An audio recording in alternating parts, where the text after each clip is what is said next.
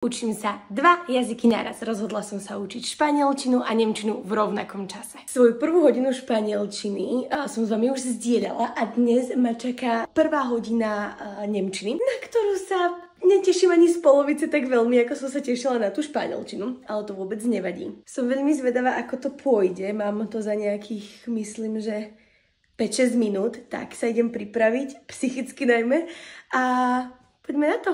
A few moments later. Fú, akože ja som čakala, že to nebude také jednoduché a také príjemné, ako bola práve tá španielčina, ale toto bol masaker. V zásade sme si prešli, čo všetko nás čaká. Základné rozdiely medzi angličtinou a nemčinou, alebo teda nemčinu v porovnaní s angličtinou a nemčinu v porovnaní so slovenčinou. Aké veci sú v týchto jazykoch podobné, aké sú rozdielne. A dostala som arbu domácich úloh, čo je teda rozdiel oproti tej prvej španielčine. Som veľmi zvedavá, ako to zvládnem a či vôbec budem schopná sa tie veci naučiť. Myslím, že tam mám nejaké základné zámená. Držte mi prsty, lebo to vyzerá veľmi náročne. Každopádne môžem zhodnotiť, že zatiaľ som jednoznačne tým Espaňol a tá nemčina stále ostáva veľký strašiak.